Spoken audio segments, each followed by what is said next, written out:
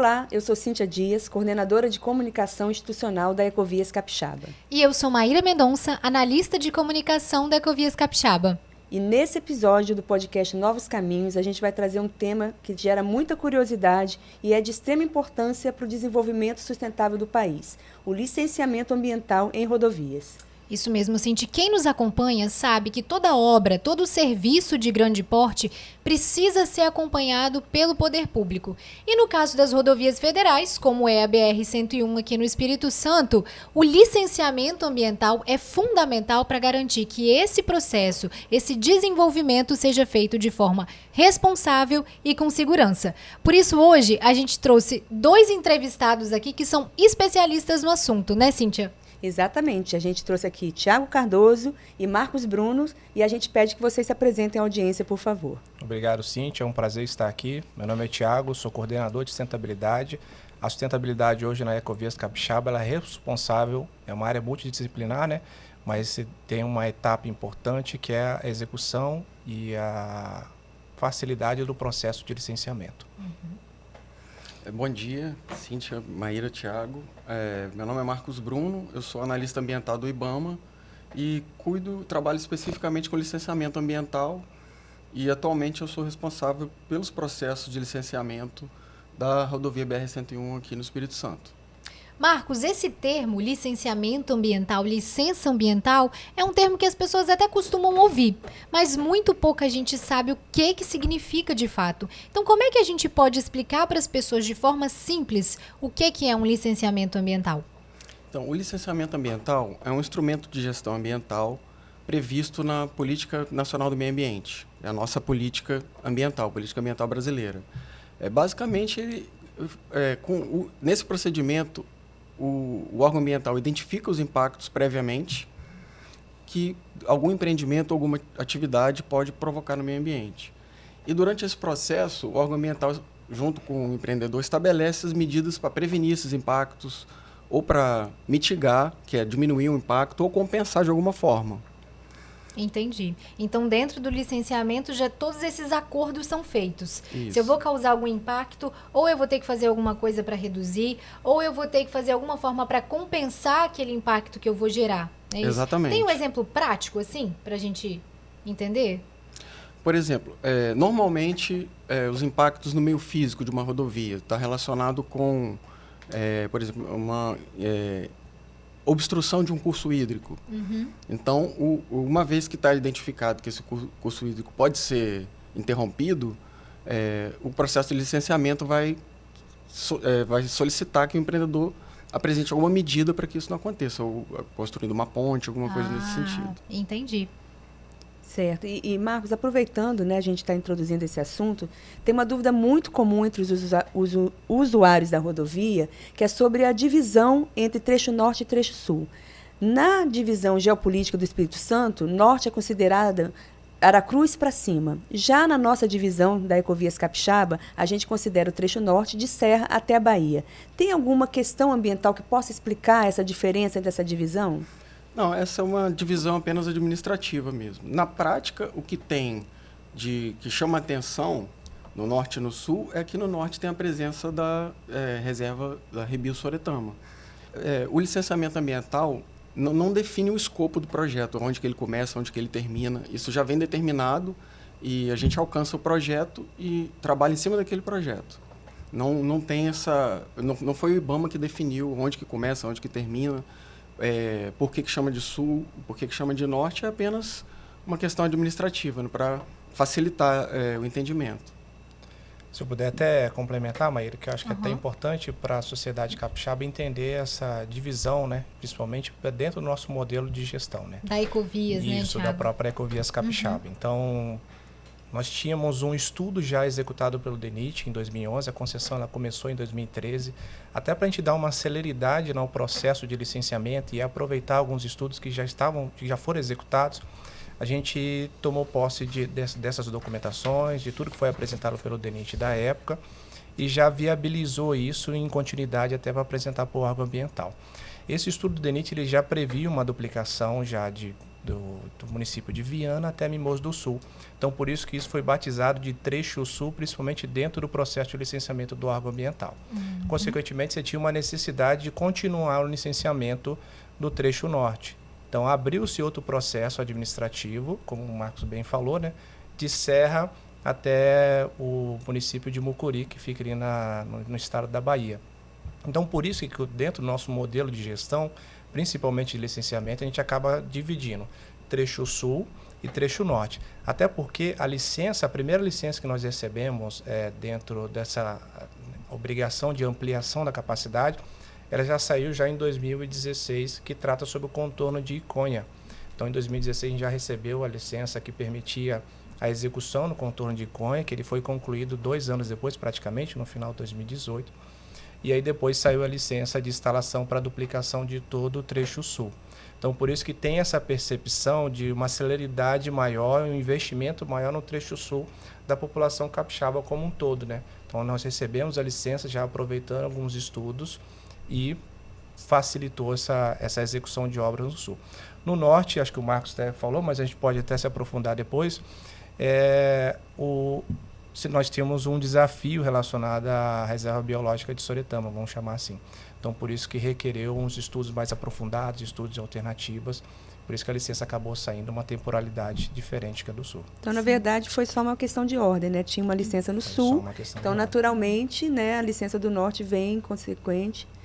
A partir daquela região ali, né? Isso. Então, quando a gente fala que a gente está duplicando o trecho norte a partir de Serra, é porque a licença ambiental é uma única para o trecho norte, correto? Correto, é isso aí. É referência à capital, né? Norte de Vitória e sul de Vitória. Obrigada, entendi. obrigada. Entendi. Fica mais claro assim, obrigada. E assim, só para deixar claro, de forma geral, uma obra em rodovia só começa depois do licenciamento ambiental, né?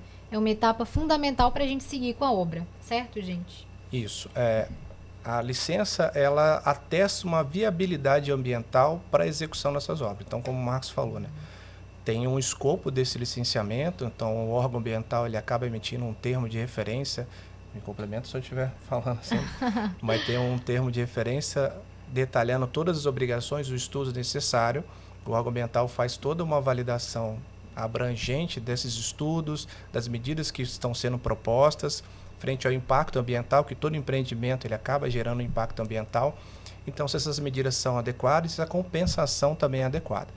Feito todo esse estudo, essa vistoria de campo, essa validação desses documentos, o órgão ambiental ele atesta, tem viabilidade, vocês podem executar as obras, desde que vocês executem as medidas adequadas e compensem esses danos ambientais que estão sendo gerados no empreendimento. Entendi. E aproveitando, Tiago, dada a importância do licenciamento, né?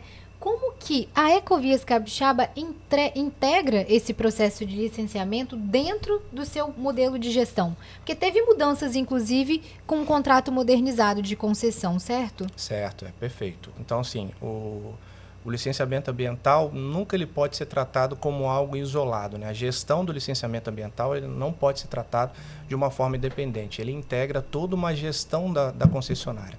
Então, desde o estudo de viabilidade da concessão, ou seja, desde um processo de leilão para saber se o empreendedor ele vai entrar ou não, esse estudo ele já é realizado em conjunto com a engenharia. Então, todas as etapas, estudo de viabilidade inicial da própria engenharia, as etapas de elaboração dos projetos executivos, os danos que poderão ser executados, ou seja, as revisões de projetos necessárias para você diminuir o impacto ambiental, exemplo do que o Marcos falou sobre um curso hídrico, ou de repente uma necessidade de desapropriação.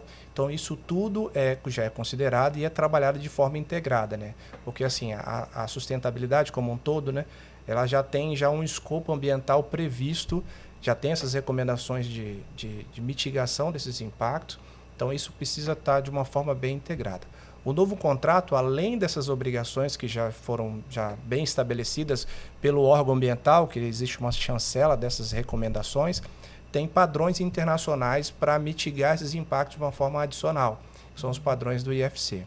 Então, tem desde segurança do próprio trabalhador, questões de reassentamento dessas pessoas que estão sendo impactadas, uma proximidade social dessas pessoas, ou seja, ele tira um pouquinho de algo meio que burocrático ele torna o processo mais humanizado. Então, esse novo contrato de concessão, ele tem esse plus a mais de tornar todo o processo mais humanizado.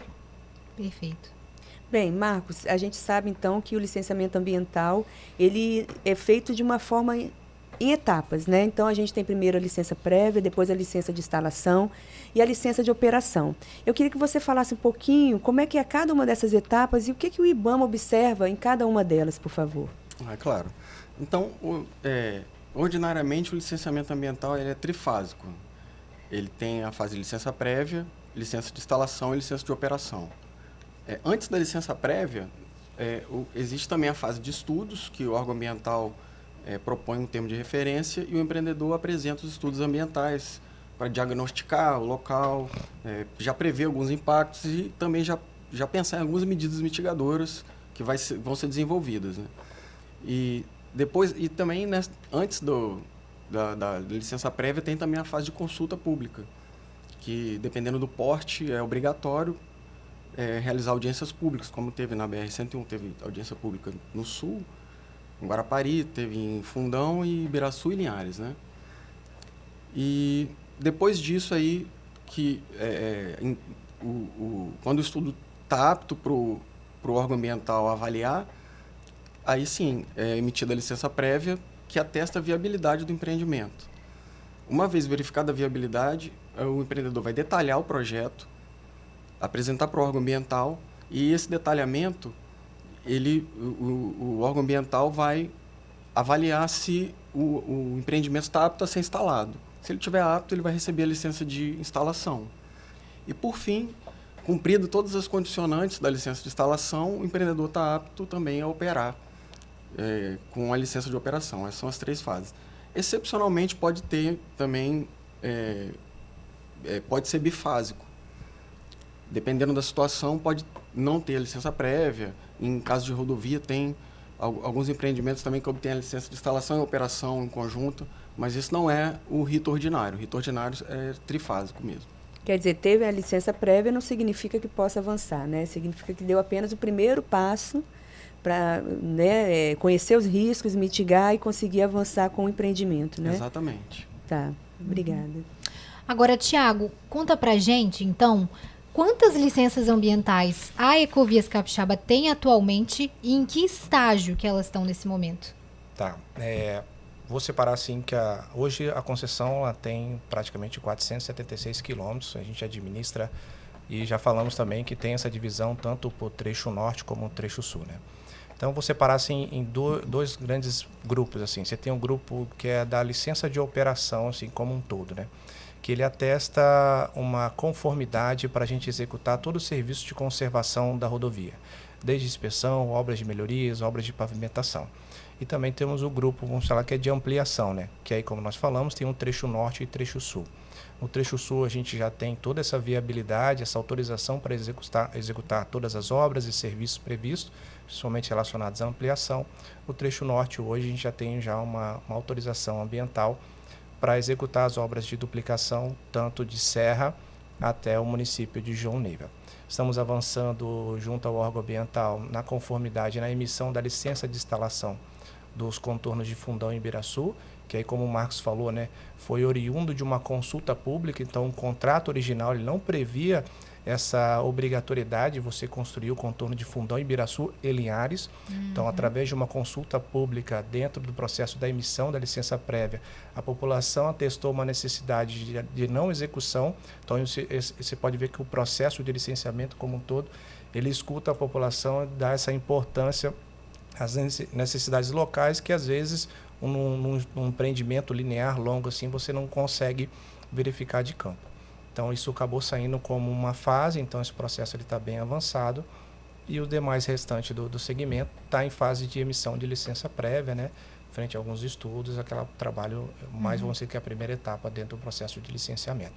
Existe uma série de condicionantes ambientais, a gente tem praticamente quase 260 condicionantes ambientais que a gente precisa cumprir.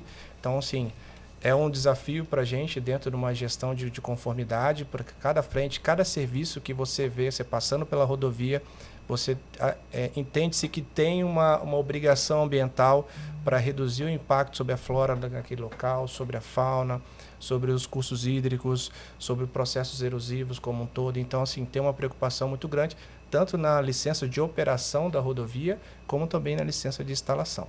Então, nós temos uma equipe especializada em campo, então, cada frente de obras e serviços, nós temos especialistas em fauna e flora, na parte de comunicação e educação ambiental.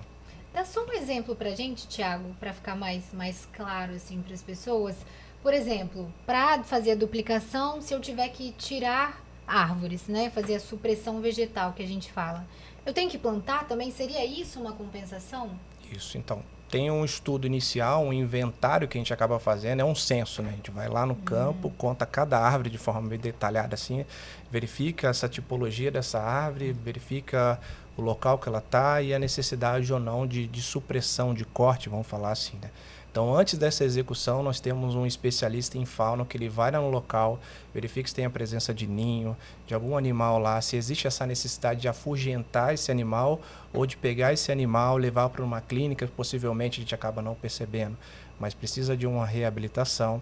Existe uma equipe de flora que vai lá, capta as sementes lá dessa árvore para fazer uma compensação, como o Marcos falou. Então, toda essa supressão que você executa, ele não fica no 0 a 0, cortou e acabou.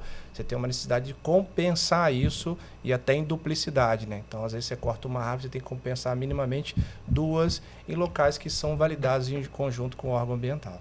E tem uma outra coisa que você falou que eu queria destacar também, é que assim, a gente tem essa grande obra de duplicação que vai da Serra até João Neiva, mas os contornos especificamente, eles requerem uma licença ambiental específica para cada um, né, gente? Isso.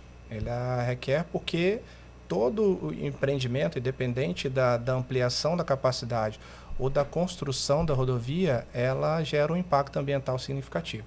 Então, ela requer uma licença específica para a execução. Entendi. E a gente vê aí o tamanho do desafio, né? Porque às vezes a gente avança mais no sul do que no norte, né?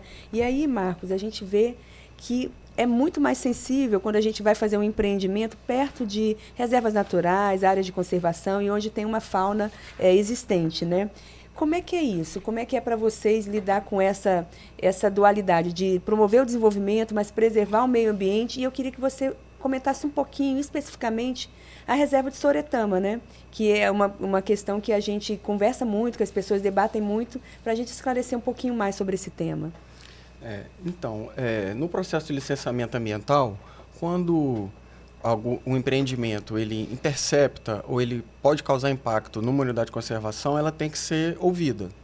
E no caso, a reserva de Soretama é uma unidade de conservação gerida pelo ICMBio, uma unidade de conservação federal, e ela é do tipo mais restritiva, de proteção integral.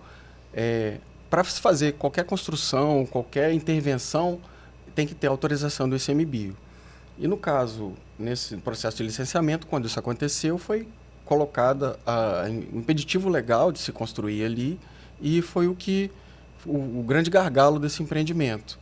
Então foi necessário, para a gente avançar, uma alteração no escopo do projeto, que o Tiago explicou. Se quiser comentar mais alguma coisa, lá em Soretama não vai ser mais duplicado, pelo menos nesse primeiro momento, né?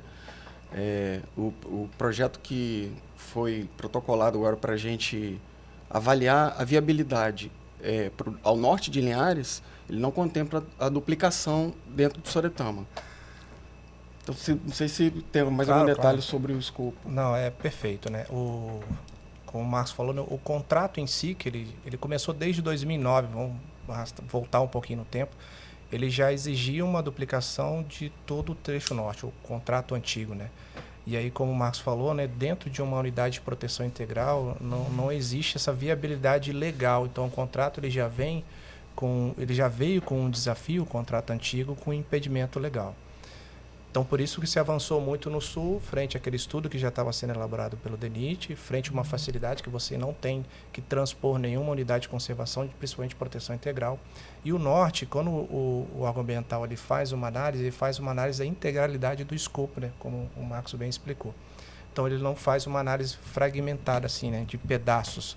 Porque, assim, por mais que você possa ter uma viabilidade em determinado trecho, o impacto ambiental ele pode se estender numa abrangência maior.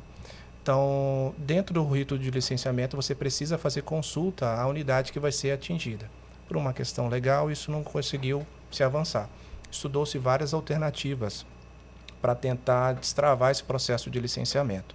Contornos no sentido leste a oeste, e por último foi até um contorno de praticamente 140 quilômetros. O órgão ambiental até vistoriou, viu com o helicóptero, né? A gente fez uma vistoria de um contorno, começando ali praticamente no município de Linhares, em Bebedouro, ali no Queibar de Bebedouro, e saindo em Jaguaré, mas o impacto ambiental ia ser gerado ia ser infinitamente maior. Até para a gente destravar as obras, nessa modernização junto ao Ministério do Transporte, verificou-se que era mais plausível você ter um cronograma de obras em trechos que você, de fato, teria uma celeridade de execução. Então, por isso que esses próximos 3 anos, vamos chamar até 2030, então, os próximos 4 anos, você tem uma necessidade e uma viabilidade mais clara de duplicação até o município de Linhares, e o contrato ele já fala sobre o contorno também de Linhares. O contrato ele é moderno, acho que é importante deixar isso claro para a população, que o contrato hoje é moderno e não é um impeditivo para a execução de obras posterior e principalmente na região do trecho norte. O que não impede futuramente a gente dar continuidade a estudos até para tentar viabilizar ou construir novas soluções, seja para Rebio-Soretama, seja para o restante do trecho norte. Entendi. Agora, Thiago, o que muita gente não sabe, às vezes não se dá conta, é que quando uma obra reduz o ritmo, passa por algum ajuste, ou às vezes precisa ser até interrompida momentaneamente, isso muitas vezes tem a ver com uma condicionante ambiental. Então, explica um pouco para a gente quais os casos mais comuns assim, de interferência desse processo de licenciamento no andamento da obra, da operação, né? Eu costumo dizer que a obra assim, ela tem uma sensibilidade, seja por condições climáticas, né, que às vezes você acaba atrasando os trabalhos iniciais de terraplanagem, então isso acaba dificultando, então você precisa ter uma melhoria na condição climática para você ter um avanço, seja também de uma preocupação ambiental nessas frentes de obras. Então, assim, toda frente de obra nossa, nós temos uma equipe especializada para cada tema. Você tem profissionais de fauna, que é toda aquela parte dos animais presentes ali, a parte de flora, que são a questão de necessidade de supressão ou não, da preservação das árvores, vamos falar assim de um linguajar mais claro. Temos também arqueólogos que acompanham toda a atividade ali. Então, esses profissionais eles estão ali para garantir que a gente não tenha um impacto ambiental fora daquilo que foi especificado e garantir a conformidade das nossas medidas protetoras também, as medidas mitigadoras.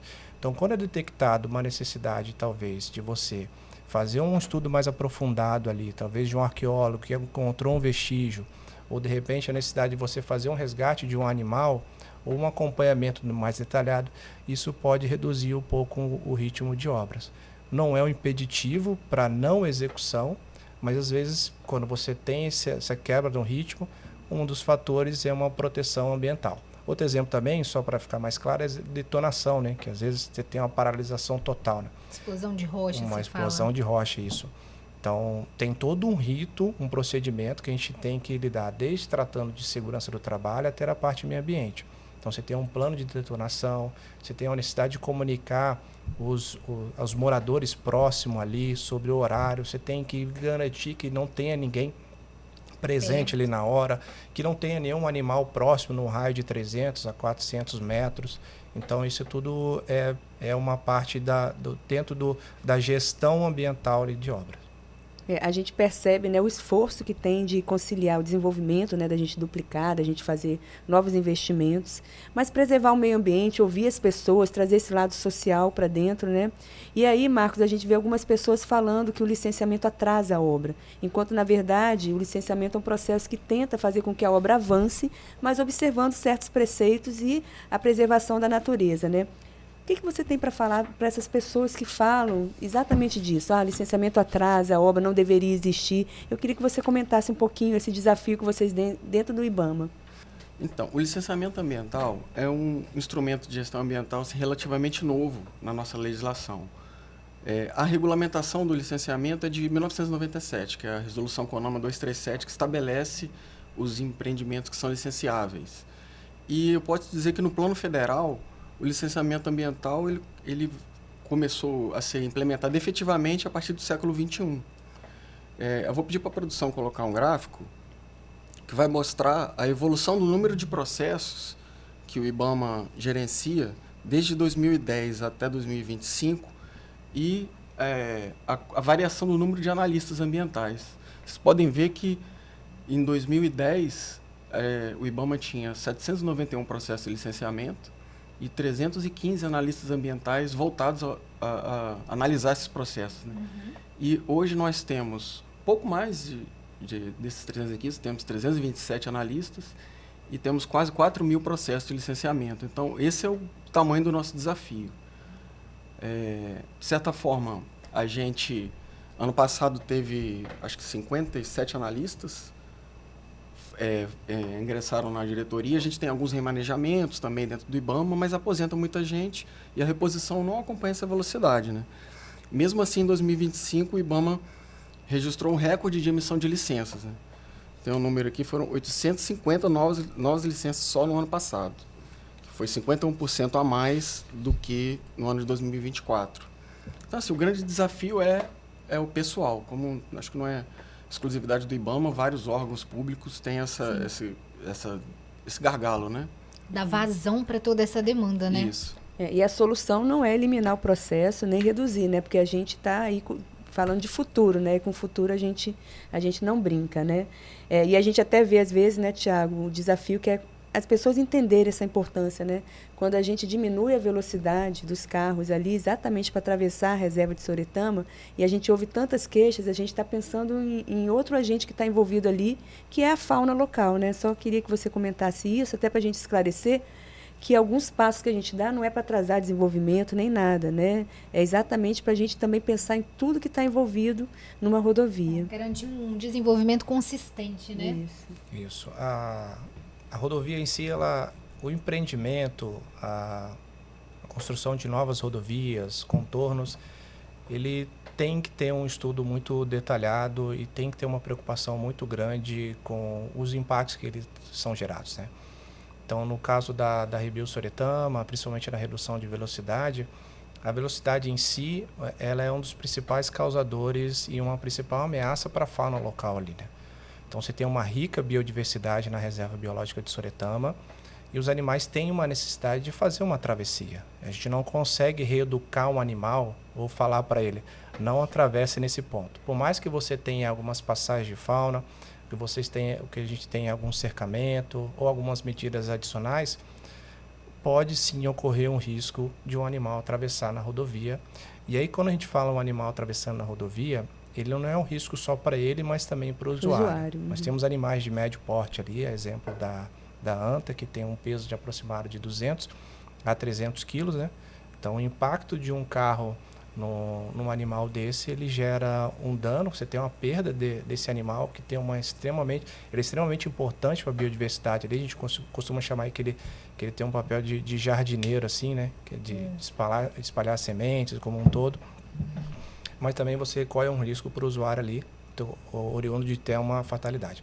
Então, quando você reduz a velocidade em trechos críticos, a exemplo, próximo de escola, a gente pode fazer uma analogia, em trechos críticos, você aumenta a sua percepção de um animal fazendo talvez uma travessia, ou de uma criança às vezes sair correndo, então por isso tem essas medidas de segurança próximas da escola, e você facilita a sua reação. Tempo de reação. O seu tempo de reação é maior, você consegue parar mais o carro rápido. Então, assim, tem uma informação estatística na época, quando a gente reduziu a velocidade lá em trabalho, lembrando assim que é importante destacar que esse trabalho ele não foi exclusivo da concessionária, então tivemos a participação do IBAMA, do ICMBio, da própria PRF, até da NTT, frente a uma concordância que a melhor solução ali de imediato em Soretama é a redução da velocidade. Então, o tempo de deslocamento, quando se trata do trecho de 5 km, ele aumenta em torno de 2 a 3 minutos no máximo. Então, eu acho que assim, uma vida animal ele vale mais do que 2, 3 minutos. A segurança da sua família, de vocês, ele acaba valendo mais esse tempo. Então, a medida inicial, a velocidade em si, é uma das medidas importantes, até que facilita esse tempo de reação, mas existe um conjunto, um universo de outras medidas que são implementadas e que a gente pode até dissertar futuramente. Mas sim, é um trabalho conjunto e ele não para, né? O que dá para a gente perceber, né, Maíra, que nada é aleatório. Nada no licenciamento ambiental, nada no cumprimento das condicionantes, tudo tem um motivo, tudo tem um porquê, né? E que muitas áreas estão envolvidas, né? A sustentabilidade é o carro-chefe, é quem controla isso, né, Tiago? Mas todos os setores têm que estar envolvidos. E aí eu acho que o Marcos também tem essa percepção, né? Engenharia, a parte de serviços, a operação, todo mundo está nesse processo. E até a gente, né, esforçando para comunicar às pessoas que há um motivo, né, Maíra? Exato. Com isso a gente chega ao final do nosso podcast. A gente agradece aqui, as informações foram muito valiosas. Mas antes de encerrar, vamos pedir as considerações finais do Tiago e depois do Marcos.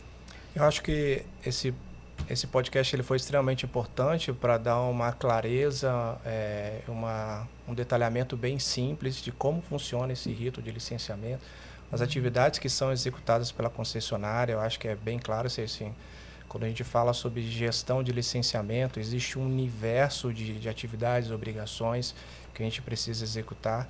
Já agradeço aqui a presença do IBAMA, eles são extremamente parceiros, extremamente sensíveis à necessidade tanto da concessionária como principalmente da população capixaba, né? Então, quando a gente trata sobre ampliação da capacidade, a gente está tratando de uma demanda da população capixaba e o agroambiental ele sempre é solícito, parceiro, para tentar viabilizar o mais rápido possível esses empreendimentos. Também agradeço também o convite. É importante a gente comunicar e mostrar um pouco do trabalho que a gente desenvolve no IBAMA relacionado ao licenciamento ambiental, que é importantíssimo para promover o desenvolvimento sustentável, mas também assim, não é uma ferramenta que vai resolver todos os problemas. Acho que a gente precisa, a legislação brasileira acho que precisa avançar, como alguns países desenvolvidos já trabalham dessa forma, para promover avaliações ambientais além do escopo do projeto e até em etapas anteriores ao projeto para evitar atrasos, como foi falado. É muito importante que tanto as restrições como potencialidades sejam evidenciadas antes do empreendimento ser licenciado, que isso a gente avança muito, né? Não só o processo em si, como os ganhos para a sociedade também. Entendi. Gente, só reforçando o que a Cíntia já falou, muito obrigada pela participação de vocês. Acho muito importante que, além da concessionária, a gente tenha um representante aqui do IBAMA reforçando a importância do licenciamento, como ele contribui para o processo de desenvolvimento, não só quando a gente fala de fauna, de flora, que é o que a gente pensa primeiramente quando fala de meio ambiente, né? Mas também das pessoas, de um ecossistema todo que gira em torno da rodovia. Porque o que a gente sempre reforça aqui também é que a rodovia ela é muito mais do que uma estrada, né? Ela conecta histórias, conecta vidas, tem muita gente que depende dela, que trafega por ali. E muito obrigada para você que está acompanhando esse podcast. A gente volta em breve com mais informações. Se você quer saber mais alguma coisa, inclusive sobre o contrato modernizado de concessão da BR-101 Espírito Santo, Bahia, fica com a gente tem uma página na internet, é www.ecoviascapixaba.com.br/novo caminho. E até mais!